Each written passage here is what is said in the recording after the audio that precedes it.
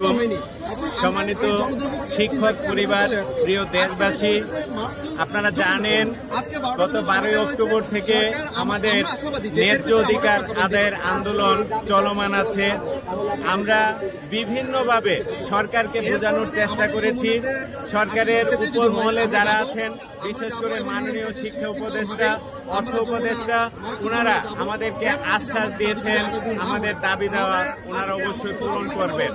এই লক্ষ্যে আমাদের সম্মানিত শিক্ষক নেতা আজিজি স্যার মেনে নিয়েছেন, আমরা শিক্ষকরাও মেনে নিয়েছি, কিন্তু ওনারা কথা দিয়ে কথার বল খেলাপ করেছেন, যার কারণে আজকে শিক্ষকরা জাতীয় শহীদ মিনারে উপস্থিত হয়েছে।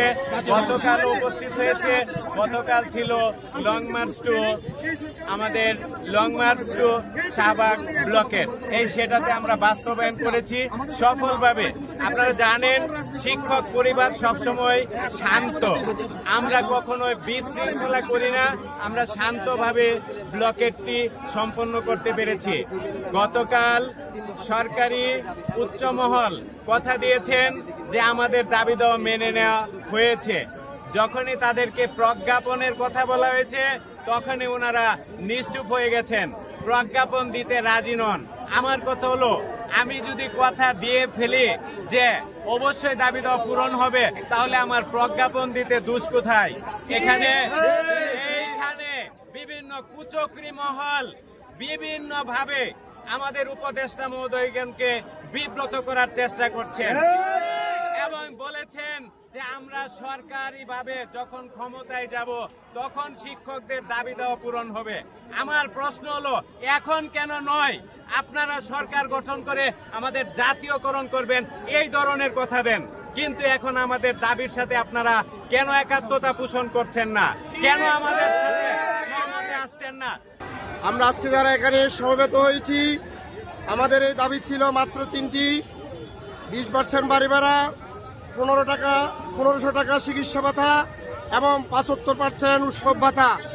কিন্তু আমাদেরকে বিগত 3-4 দিন পর্যন্ত আমরা এই আন্দোলনের প্রেক্ষিতে আমরা ঢাকা রাজপথে আমাদের শিক্ষক ভাইরা খেয়ে না খেয়ে রাজপথে পড়ে আছে এবং তাদের দাবি আদায়ের জন্য সরকারের আজকে উচ্চপদস্থ থেকে শুরু করে নিম্নপদস্থ পর্যন্ত কোন স্তরে সরকারি বলতে আগে কোনো শিক্ষক ছিল না স্বাধীনতার পর থেকে, কিন্তু নামে যারা সরকারি হয়েছে তারা যদি সম্পূর্ণরূপে বাড়ি ভাড়া পায় এবং আমরা কেন পাবো না?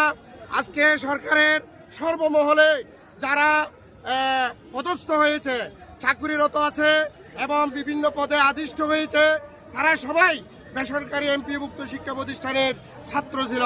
তাদের প্রতি আমাদের সদয় হওয়া উচিত। তারা আমার ছাত্র না হলেও আমার মতো যারা শিক্ষকতা পেশায় এমপিভুক্ত শিক্ষকতা পেশায় যারা ছিল তাদেরই ছাত্র।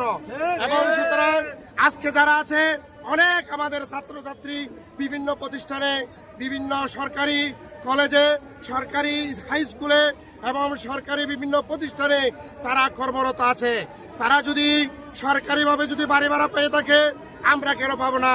আমরা দেশবাসীদেরকে জানিয়ে দিচ্ছি, এটা আমাদের সর্বশেষ আক্ষেপ এবং সর্বশেষ কাকুতি। মাননীয় প্রধান উপদেষ্টার প্রতি আমাদের বিনীত অনুরোধ,